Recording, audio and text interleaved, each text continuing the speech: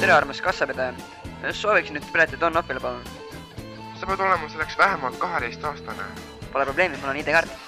Kas sa pea mind lolliks, et ma arvaksin, et see on sinu isikut tõendav dokument? On ikka, vaata, mis pilt seal on. Okei, võta siis. Vau, see tuleb kindlasti hästi hänksa. Tere, poja! Mis sa teed siin juurde üksipäini? Seda suure poe ees.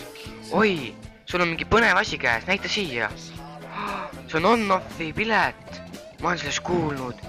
Kultuurimajas 23. märtsil. Võtan selle pileti omale, ma pean sinna minema. Andesta mulle, poja. Tšau. Nüüd ma ei saagi minna enam on-offile. Sa pandki talle. Mis? Miks? Anna panes.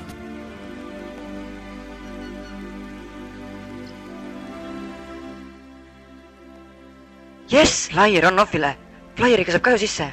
Loodan, et tema ei saa teada sellest. Muidu on jama käes jälle. Nüüd ma tean. Nüüd ma pean sinna minema. Oi, ajakava. Siin on kirjas kõik, mis toimub seal. Mängud. Läks. Videod. Oi, see tuleb raudselt kõva üritus. Nii, mis seal veel on? Band Eternal. Ma juba oleksin kuulnud seda nime kuskil. Ju mingi äge bänd on.